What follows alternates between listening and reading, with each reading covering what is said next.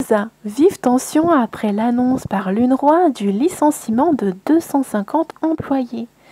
Alors il y a peut-être un revirement de situation au Moyen-Orient à cause de la coupure de financement de la part des États-Unis.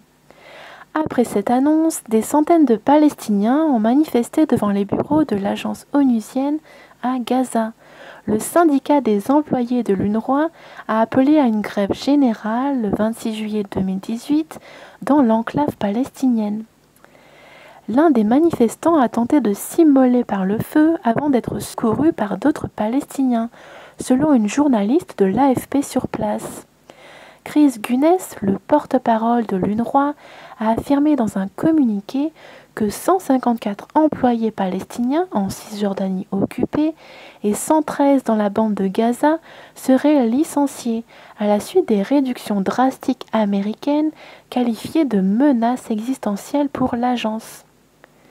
L'organisation fournira des contrats à temps partiel à plus de 500 autres employés à plein temps, a-t-il ajouté.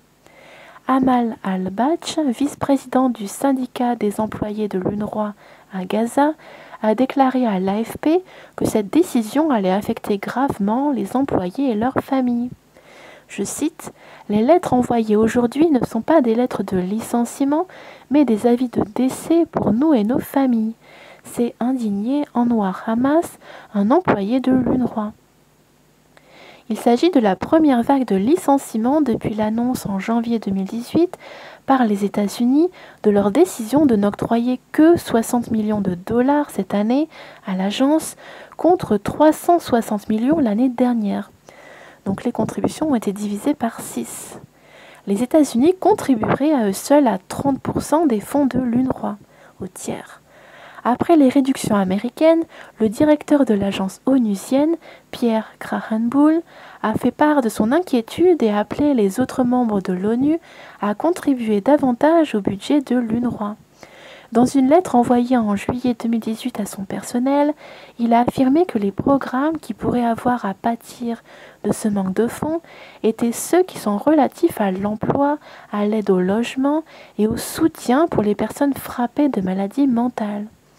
Établie en 1949, l'UNRWA apporte son aide à des millions de Palestiniens enregistrés comme réfugiés dans les territoires palestiniens, en Jordanie, au Liban ou en Syrie, survivants ou descendants de Palestiniens ayant dû fuir la première guerre israélo-arabe en 1948 qui a suivi la création de l'État d'Israël. Plus de 500 000 enfants suivent un enseignement dans les écoles de l'UNRWA, 54% de son budget va à l'éducation, qui fournit aussi des soins et une aide sociale.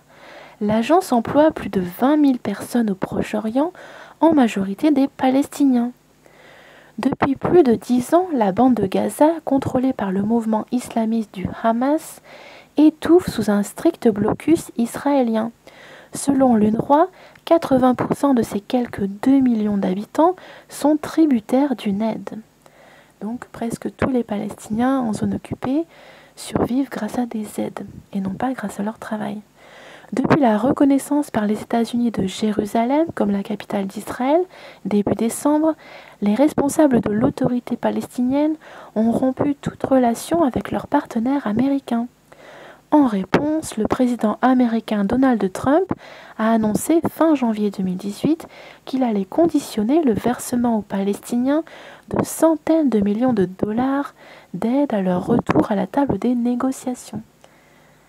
À plus tard.